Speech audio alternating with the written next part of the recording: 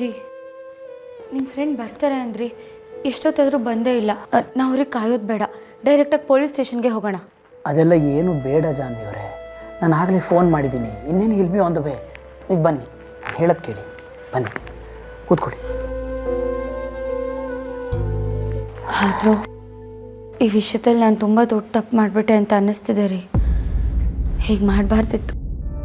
ಒಬ್ಬರು ಕುತೂಹಲ ಏನೆಲ್ಲ ಮಾಡುತ್ತೆ ಅಂತ ನಂಗೆ ಗೊತ್ತಿರಲಿಲ್ಲ. ಜಾನ್ವಿ ಅವರೇ, ನೀವು ಯಾಕೆ ಈ ಥರ ತಿಳ್ಕೊತಾ ಇದ್ದೀರಿ? ನೋಡಿ, ಎಷ್ಟೋ ವರ್ಷ ನಾನು ಮುಚ್ಚಿಟ್ಟಿದ್ದ ವಿಷಯನ ಭಗವಂತ ಈ ರೀತಿ ತೆರೆಸ್ತಾ ಇದ್ದಾನೆ ಅಂತ ಅಂದ್ಕೊಳ್ಳೋಣ. ನನ್ನ ತಾಯಿ ವಿಷಯ ನಾನು ಮೊದಲೇ ನಿಮ್ಮ ಹತ್ರ ಹೇಳಿದ್ದಿದ್ರೆ ನೀವು ನಮ್ಮಮ್ಮನ ತುಂಬ ಚೆನ್ನಾಗೇ ನೋಡ್ಕೋತಿದ್ರಿ ಅನ್ಸುತ್ತೆ. ಆದರೆ ನನಗೆ ಆ ನಂಬಿಕೆ ಆಗಿರಲಿಲ್ವಲ್ಲ. ನೋಡಿ, ಈಗ ಅಮ್ಮ ಸಿಕ್ಕರೆ ನಾವಿಬ್ಬರು ಸೇರಿ ಅವರನ್ನು ಪ್ರೀತಿಯಿಂದ ನೋಡ್ಕೊಳ್ಳೋಣ. ಖಂಡಿತ ನಾನು ಚೆನ್ನಾಗಿ ನೋಡ್ಕೋತೀನಿ ರೀ. ನನ್ನ ಜೊತೆ ಇನ್ನೊಬ್ಬರು ಸಿಕ್ಕಾಗುತ್ತೆ. ಇನ್ನೊಂದು ಜೊತೆ ಅವ್ರಿಗೆ ಫೋನ್ ಮಾಡಿ ನೋಡ್ತೀರಾ? ಅರೆ, ಹಾಯ್ ಜಯಂತ್ ಅವರೇ. ಇನ್ಸ್ಪೆಕ್ಟರ್ ದರ್ಶನ್, ಇವ್ರ ನನ್ನ ವೈಫ್ ಜಾಹ್ನವಿ ಅಂತ. ನಮಸ್ತೆ.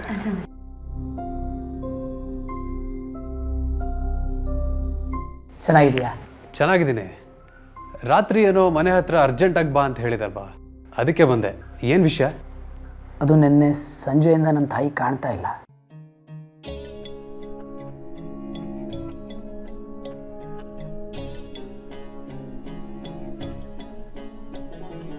ಅಮ್ಮ,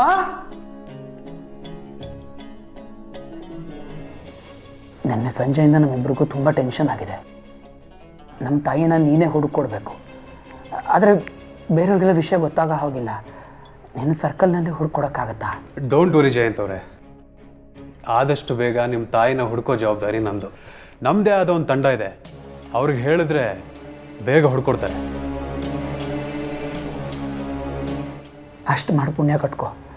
ನಿನ್ನ ಹೆಲ್ಪ್ನ ನಾನು ಯಾವತ್ತೂ ಮರೆಯೋದಿಲ್ಲ. ನೀವು ಮಾಡಿರೋ ಉಪಕಾರದ ಮುಂದೆ ಇದೆಲ್ಲ ಏನು ಹೇಳಿ. ಆದಷ್ಟು ಬೇಗ ನಿಮ್ಮ ತಾಯಿ ಫೋಟೋ ಹುಡ್ಕೊಡಿ. ಫೋಟೋ ಇದ್ದರೆ ಹುಡ್ಕೋಕೆ ಈಸಿ ಆಗುತ್ತೆ.